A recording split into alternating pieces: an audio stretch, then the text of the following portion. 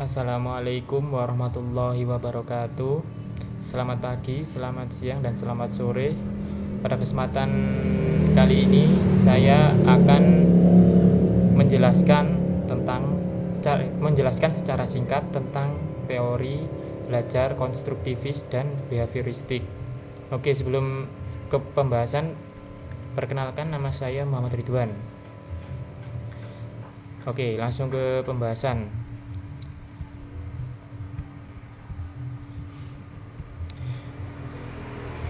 Teori pertama saya akan menjelaskan tentang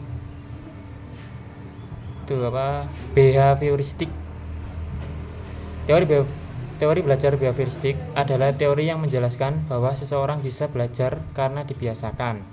Jika seseorang diberi hadiah saat melakukan hal baik, maka dia akan mengulanginya.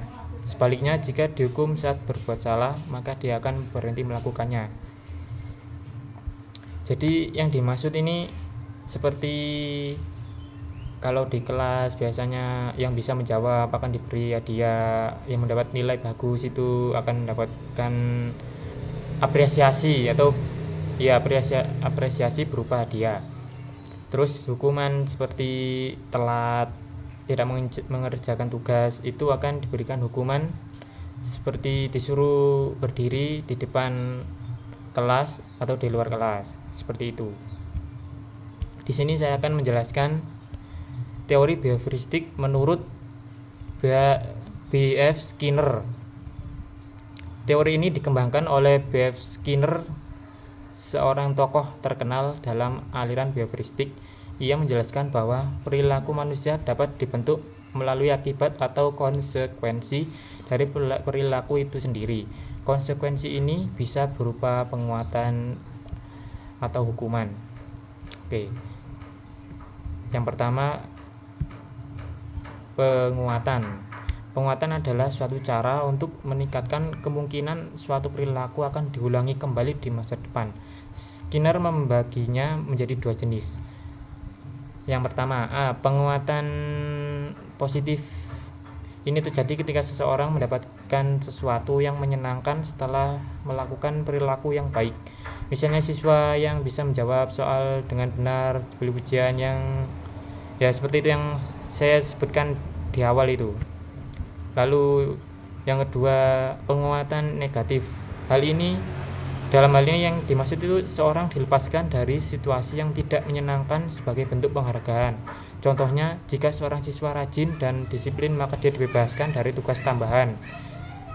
Seperti remedi, jika nilai ulangannya bagus maka tidak remedi, seperti itu. Hal ini mendorong siswa untuk terus menjaga sikap baiknya.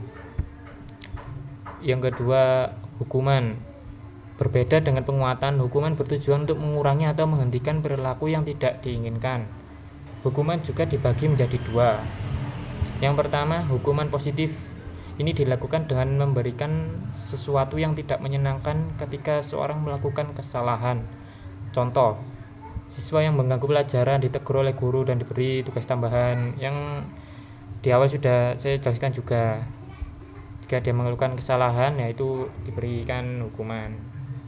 Terus yang kedua, dalam hal ini sesuatu yang menyenangkan. Hukuman negatif dalam hal ini sesuatu yang menyenangkan diambil sebagai bentuk hukuman. Misalnya siswa yang tidak disiplin dilarang ikut kegiatan kelas atau tidak diberi hak istimewa lainnya. Jadi dia akan merasa berbeda dari lainnya. Yang lain dikedepankan tapi dia tidak, seperti itu. Jadi kesimpulannya dari penjelasan yang disimpulkan bahwa menurut Skinner, hadiah penguatan digunakan untuk mendorong dan mengulangi perilaku baik. Hukuman digunakan untuk menghentikan perilaku buruk. Jadi seperti itu penjelasan teori belajar behavioristik.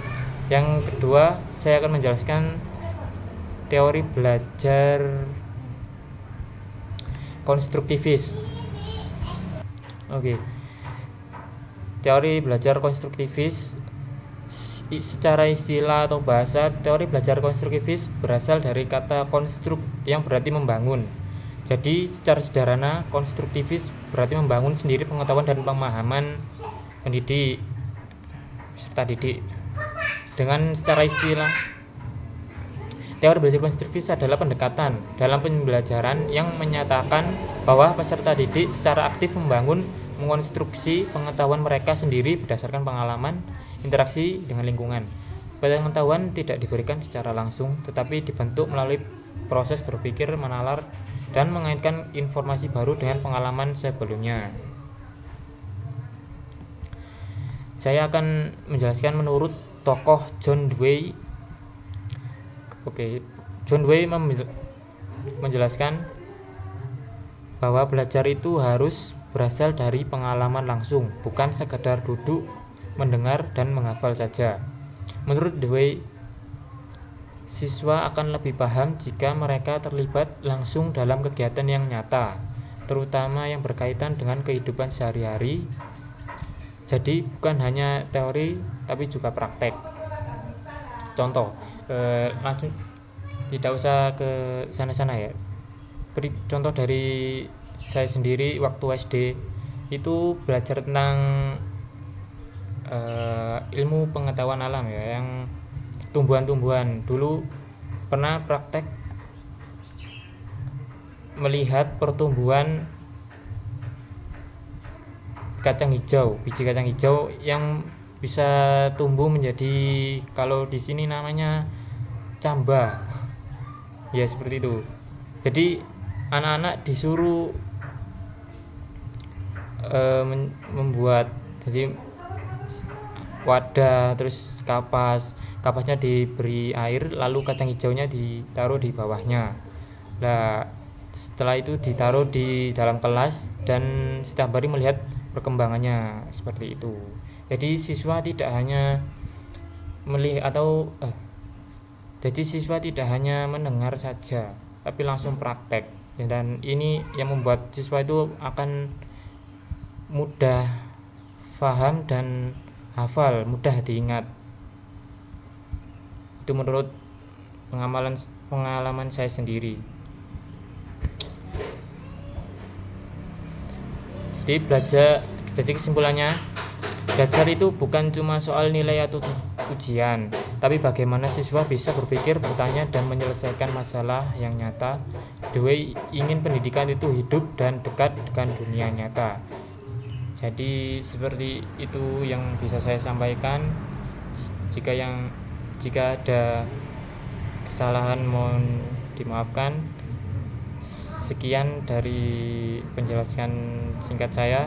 Wassalamualaikum warahmatullahi wabarakatuh.